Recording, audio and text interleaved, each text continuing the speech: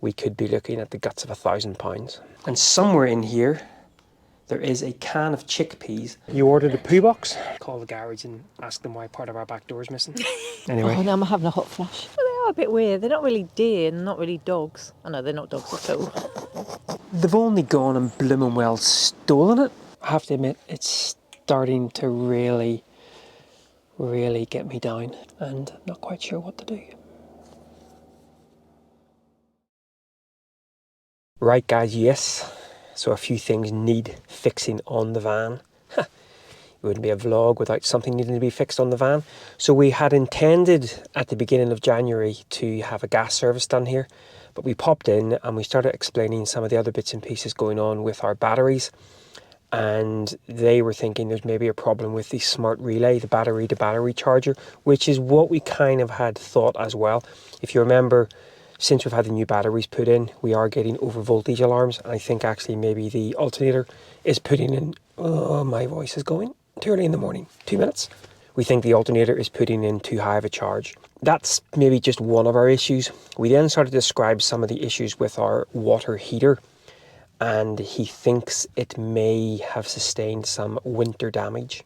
It could be quite an expensive day. But these guys here at Propex, these are the guys who last year replaced our 7-litre underslung LPG tank with a 15-litre one. And the after service care, I have to say, has been absolutely phenomenal. So given the fact that these guys do gas, they do electrics, I think we've found a little gem of a place. Now, unfortunately, they are based just outside Bournemouth. We were going to be staying with our friends last night, but Nicola's had a whole bunch of work to do. So I ended up staying just in a little Premier Inn, which is on this industrial estate as well, which actually is quite good because checkout time is not till midday today. I'm going to assume that these guys are going to need their van for several hours. We're booked in for the morning slot. I'm going to wander back around to the hotel. It's about a half an hour walk back, unfortunately, because there's no direct route.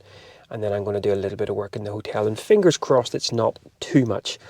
But I'm going to assume that a new smart relay, a new water tank and bits and bobs, we could be looking at the guts of £1,000. These guys are going to be open soon, going to drop the van in, and then I think it's time for several cups of coffee and await the news. Oh, too much money.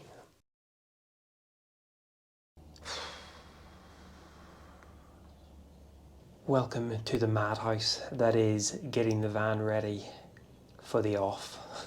When we're staying at my mum's, her house is so small that we can't explode from the van, so everything kind of mostly remains in the van. However, when we're staying at Nicola's mum's, we take the opportunity to remove everything from the van, and it kind of finds its way into lots of little nooks and crannies of her house. But the time has finally come, with a couple of days before the off, to try to squeeze it all back in again. And right now I am on food packing duties. Now, as you can see, there's a lot of stuff to be squirreled away. I had hoped to leave some stuff here. I'm sure we will leave some stuff here because, as we said in a couple of weeks ago video, our plan is to have a couple of weeks in Scotland, about a month back in Ireland, and then we're back in Cambridge again, late March, early April, which is when we could pick up some additional supplies. It's just trying to find somewhere that we can long-term store stuff. And Nicola's mum's house can also be quite challenging. So I'm also realising I'm making a bit of a rod for my own back here by loading these big boxes up with lots of tinned goods, knowing that I also then need to carry them out, probably putting my back out as well. Nicola's in the van, giving it a little bit of a spruce and a spring clean. I think I might need a coffee to get through this, or maybe something a little bit more medicinal. Gear for later. And somewhere in here, there is a can of chickpeas that we have carried on our trip, I think since late 2023. We're going to have to say goodbye to that can of chickpeas because clearly we don't particularly use chickpeas. Right, coffee, then somehow get all of this manageable.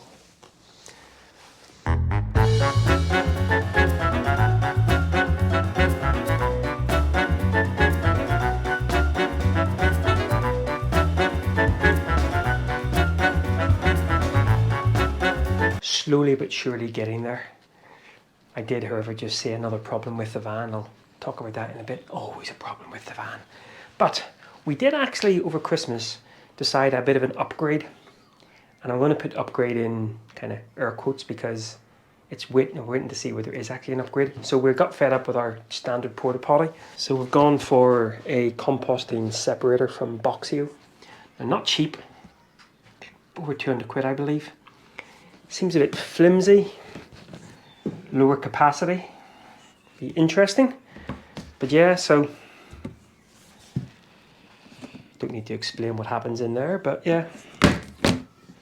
We kind of wanted to go for a composting toilet for quite a while. The other problem that we're faced with is storage capacity, because of course we have to carry with us bedding for a rabbit, I believe. And that obviously takes up additional space. And then of course you've got to make sure that you can find this somewhere as well. So I know some people use coffee beans, some people use other bits and pieces. So any suggestions in how to make the most out of a composting toilet, both from a smells point of view and also just from that composting side of things, very much welcome. You ordered a poo box? Just what a girl wants. Just what a girl wants. Look at that there. I'm bringing her a poo box. Didn't get my cup of tea though. We haven't even got on the road and someone's given me instructions. I'm working very hard out here. Actually, it's nice to be doing something physical rather than just sitting at a computer. I love it when the van's really clean. It just feels so much nicer. But of course, 2 days in and it's just like it always was. I think she's looking at me when she said that. Anyway, let me show you this other problem that I've discovered. So after we had the door fix, remember the little crack developing, which sadly has started to come back again, I think we may have to say goodbye to the bike rack. And I've just realised we have another problem with that because I'm not sure.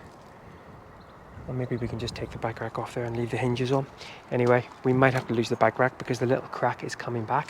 But after we had brought the van back from the garage, I noticed that this left-hand door was no longer staying open on its own accord. And I just thought that maybe the guys had loosened it a little bit too much or something. So obviously we're taking it back to the garage. And I was going to sort of say, no, there's anything we can do, because it is pretty annoying whenever this sort of swings across and smashes you in the back of the head.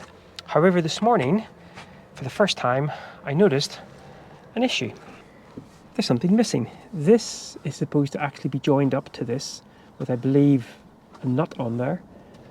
And then there's meant to be a plastic cover on that as well, as is the case on this side. So I think that's part of the problem, or all of the problem. Cup of tea, my lady. Cup of... What do you mean, Oh my goodness me, what are you up to? I've decanted just enough so that it slips in there. But you know what? I reckon we'd be better off actually just buying cat litter, because 2 bags of this and 3 bin bag rolls was something like 30 quid they charged, which is a complete rip-off. I'm sorry, it is. So even though this is hemp, which sounds very hippie and cool, I think cat litter's the way to go. You seem a bit quiet on that. So we've got 2 of these, and we got 3 lots of these Boxio bags. Boxio bags. Which again are just like recyclable, biodegradable bag things. So I think that actually, oh hang on, and we did for that £40. Oh, you get to look inside it now? Oh, you've not seen inside? Well, I'm not sure people wanted to see it. So, well, it's brand new. It's the only time you're going to see. So let me show you. This comes out. So when you buy it, basically it's this, and a set of screws. This is your pea canister. And that slots in there. And it comes with a lid for carrying. So that will actually seal it when you carry it. And what is handy is that fits there. The bags fit there. And then this is the little plug. So... just in case you're desperate. Basically, so this sits on the little screws, but you have to put it in the right way. No, that is the right way. That is the right way. Yeah. So this is your wee. That's the other. And then while you're on the road, because you're not going to be emptying, you put your little plug in there. Nothing sloshes around. And I found out that kind of, I know what a lot of people do. They drill a hole through here and through here, I think, and they attach that so they don't lose it. But I worked out you can actually squish it in. You can squish it in your groove. But just be careful when you sit down. And then it does sit up a little bit, the lid, but you know. You guys didn't come to hear about our number ones and twos, sure you didn't? You know what, I reckon people do, because that's one of the things people probably worry about on the road. What's the best way to have a toilet and stuff, especially if you've got a very small van. But you know what? You soon get used to it. You do get used to it. And most of the time we try and find places with toilets just to save the whole cleaning out and stuff. And of course, in mainland Europe, much better to do that. Yeah. Right, I'm going to disappear off back into the house and call the garage and ask them why part of our back door is missing. Well guys, enough of this talk about boxy toilets and why bits of our door are missing. We thought we would escape the confines of getting the van ready and come down to Wicken Fen, deep in the Cambridgeshire Fenlands, very flat around here. And when I say escape the confines, I think we just bury our head in the sand, pretending that we're not having to kind of, well, for Nicola anyway, escape the comforts of home living. I've already started to get a bit sad at the thought of leaving in a couple of days, so... Really, she's just a bit sad that she's having to do her business in a box. Honestly, it's the last time we talk about that. Yeah, so... I bet it isn't. Probably not even slightly. So I had read somewhere that down here at Wicken Fen, which probably explains why the car park's so busy, they've had cranes nesting for the first time ever or in several years. So whether or not we'll see any, we just thought it's a beautiful day today. It's about half an hour's drive from Cherryhinton where Nicola's mum lives. We thought we would come down for the morning and explore Wicken Fen, and as always, bring you guys along for the ride. Just in case you're interested in coming along, it's £9 each per adult and £3.20 for parking. And you can only use coins or pay by an app, which is a real pain. So luckily we scraped together £3.20. Unless, of course, you're a National Trust member. And then it's free. And that's free.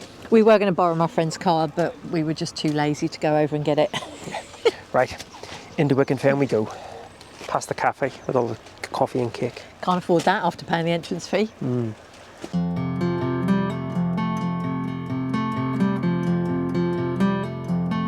And we've just come in and we see a little monk jack. Loads of monk jacks, and in fact when I was doing photography quite often down here, doing my apologies for the ruffling in the background. Little glove on. I've just realised, by the way, my gloves keep splitting. I've sewn them up so tight now.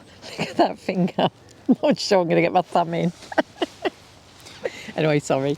Yeah, I did a project, Britain's Big Five, and one of them was for the roe deer, and this, and especially Burwell Fen, where Burwell Fen were really popular with roe deer. Some spectacular mornings spent. We'll be right back after this little strangling interlude. No, okay. Oh, they're on, they're never coming off, but they're on. Anyway. Oh, now I'm having a hot flash. Let's just go. Oh, I really want to just push you in the... But yeah, down here on a really frosty early morning is absolutely stunning. And the little monkjack deer that we've spotted is, you wouldn't be able to see it, but it's literally just over there.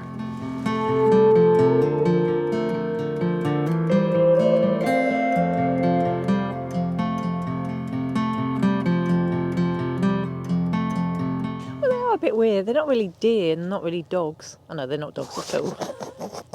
You know what I mean? You only have to wait for a few moments, and you know if you give her enough rope, she will absolutely deliver.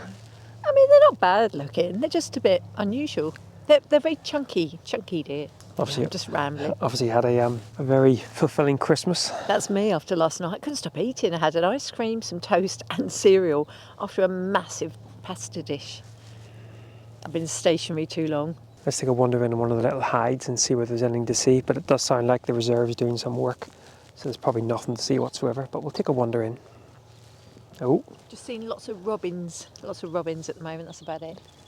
A couple of crows. Oh, there's a buzzard. Buzzard. Oh wow. Buzzard sitting up in the tree here. Absolutely beautiful. Oh, that's a nice view. Gorgeous light on it as well. Again, should have brought the longer lens, Nigel. Don't.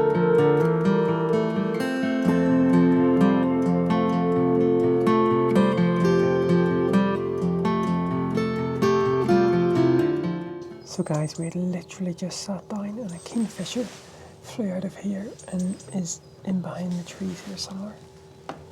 And I was literally about to say that a couple of years ago whenever I was here I spotted a kingfisher as well, so fantastic.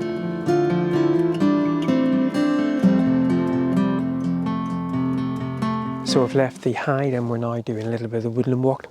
We heard a woodpecker, heard another buzzard, and the place is teeming with little muntjac deers. Who actually, now I've seen them again, are quite cute. I've changed my mind. They don't look like dogs. And we just passed this out. We just passed a little sort of adventurous playground for kids, and it's said about, you know, why not have a wild picnic here? And there was me thinking they were offering them. I'm starving. I'm always hungry. Always hungry. Yeah. And all we've got with us is an orange. There's a cafe here though. Oh, what did we say in our budget video? We're not meant to be buying things out. No, we're not. We have actually got coffee with us, so we'll see how much you stick in that. Guess what we got for lunch today? So healthy. Pot noodles. So guys, if you're into your bird watching, a really good app to get on the iPhone, might be available for Android as well, is the Merlin Bird ID app. So obviously it's got all the usual stuff, and you can bird ID by pictures. You can take a picture of the bird you've seen, you can describe it. But what I like using it for is there's a sound recorder on it as well, and it will actually pick up what certain birds are. Let's see what this one is. Hang on. That seems to be mostly what they are. So I think that's the great tit, and also quadder is a Eurasian blue tit as well. But a really good little app, so you can see that. I'll put a little recording up. A really good app to have, especially if you're walking through a place and you're not quite sure what all of the bird calls are. Golden eagle? What?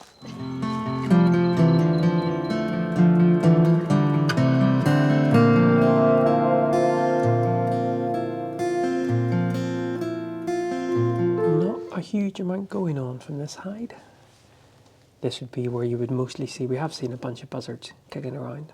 Actually, just an update on the cranes. So apparently they actually nested here last year and a chick successfully fledged. But because cranes are grounded nesters, they obviously get predated here quite a lot by the foxes and various bits and pieces. So I think the fledgling took itself off to Welnley, the wetland trust place. So while they do have cranes that come here and have been coming here for the last couple of years, it's unusual to have them nest and successfully raise a chick. That's a harrier. Oh wow, really confused. We're turning right the way through those trees on the right. Where? I'm pretty sure that's a crane. Where? Through those trees. The big orange thing. Oh, for goodness sake. The big orange crane. That's not funny. Got me all excited. Lo siento, mi amor. So we think that may have been a hen harrier that Nicola spotted. I then, hang on. Definitely a harrier of some sort. Not sure if it's marsh or hen though. I was then trying to direct her towards another bird in a tree, quite a big one. And by the time she found it, I think that bird had paired up, mated, raised a fledgling and flown back to Africa. But yeah, really good to see a hen harrier actually. Thought maybe it was a marsh harrier, but looking at the description, probably a hen harrier.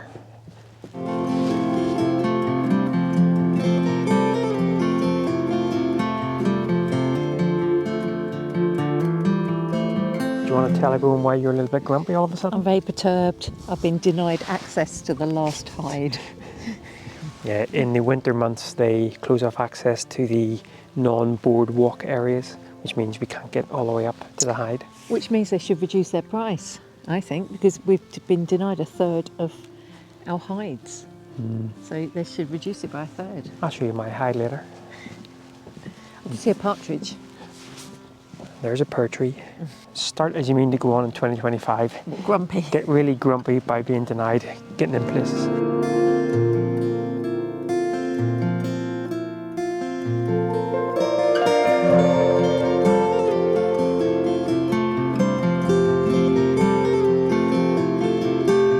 Well, that was a very enjoyable dilly dander around Wicken Fen. Nicola's already encronched in the inside munching on her pot noodle. The plan now is to head and get gas. We found a place when we came out of Europe back in October. Oh, that seems so long ago. That does LPG in and around here. So before we head off to the wilds of Scotland, it's probably a good idea to fill our gas up. And then I hear we also have to wash the van as well. The fun is over. Well, not quite. There's little fun to be had. She's in there munching away, so no chance of seeing her for the next 10 minutes. We'll catch up in a bit.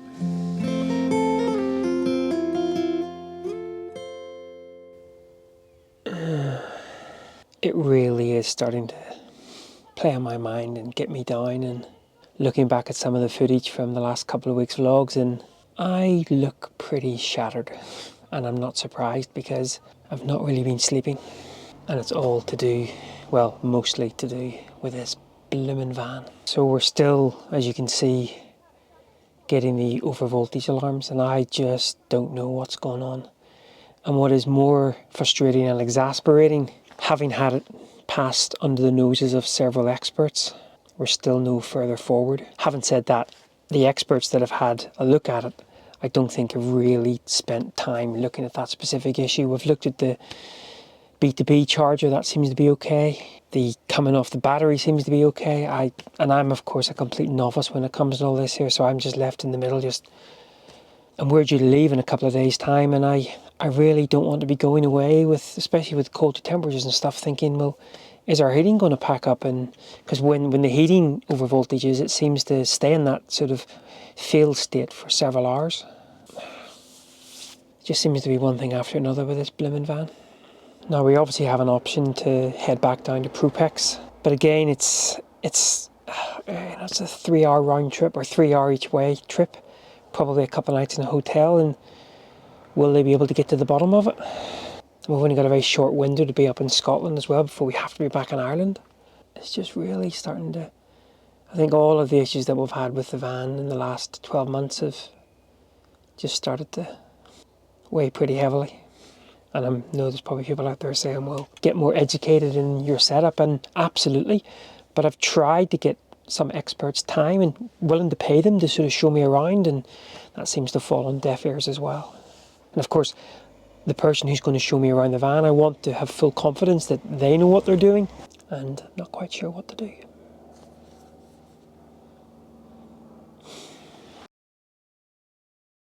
Goodness me, guys. It never rains, but it pours in our version of van life. Today, we were due to take the van over to our friend's house, Rollo and Tracy. Rollo is an extremely proficient electrician with lots of experience with installing solar and things like that. So he was going to give the van a bit of a once-over and at least arm us with much more technical information that we could potentially take to a repair shop or an installer. And I was walking back to the van. I was around the library this morning doing a couple of hours work, walking back to the van. I'm not sure about you, but every time I come back to the van, there's always a couple of points that I check over just to make sure everything's fine. And I just happened to be walking around the back of the van, and I noticed something was missing. Yep, someone in the middle of the night has taken a little dust cap from our LPG pipe. Now, I am going to assume... Oh, remember Arthur from last week? Lizzie Cat wants in. And there he goes. Now, I am going to assume it's someone who knew exactly what that was. It's not something you would just sort of know you could take off and throw away.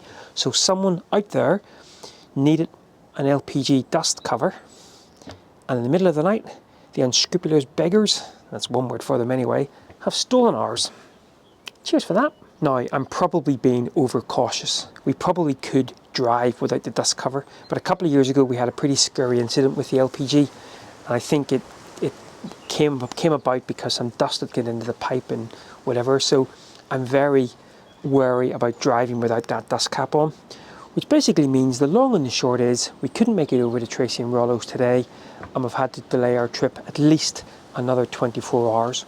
Now, the guys down at Prupex have tried to get a dust cap up to us overnight, arriving tomorrow, Saturday, at which point hopefully we'll be able to get the van all packed up and over to Tracy and Rollo's on Sunday morning, and then start heading north on Sunday afternoon. But just yet another thing. Another thing to add to my already pretty stressful stress levels. So today's plans, getting over it, getting the electrics checked out, and then getting the van packed ready for the off tomorrow. Scuppered. Look, even all my hair has fallen out since the last time I spoke to you. How stressful things are. Right, fingers crossed, Royal Mail can deliver a 24-hour turnaround. We get the dust cap tomorrow and we can get on the road on Sunday.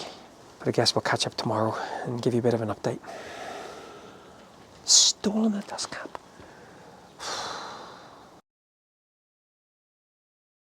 Well, good morning, guys. Saturday morning, and the weather certainly matches the mood. So it's going to be touch and go whether the spare part gets delivered on time. They're hoping it's a 24-hour delivery, but as I think I might have mentioned yesterday, we're now at the lap of the gods with the Royal Mail. The Propex guys, once again, were absolutely fantastic. As I said at the start of this vlog, you know, those guys have been really, really brilliant, and they actually covered, there was no 24-hour delivery on their website, and so we paid for next day, excluding the weekend, and they said they would add the extra cost on and cover the extra cost. So once again, the guys down in Propex are absolutely fantastic. So now we wait in the rain. Nicola's actually doing the park run this morning, which is why I'm standing in the rain waiting on her. Very slippy underfoot out there. Sadly, I am still carrying this stupid calf injury, so I think I've run about 3 times in about 2 months. Anyway, we'll let Nicola finish park run, and then we shall catch up for a little bit of an outro on what has been a reasonably stressful week. And here she comes. One to go, Nick, one to go. I love how she's always full of the joys of running. Go on, a big classic slide across the finish. Hey. She's looking for a big knee slide across the finish. Oh, I can't believe it. Went really hard. 2 seconds slower than last week. Oh. Park run over. And now we got to go and pick up a little bit of shopping for the day. And then we'll give you, as I say, a little bit of an update on what's been a pretty pants week. I can't talk, I'm still out of breath. Oh, it smells good. Why, thank you. Oh.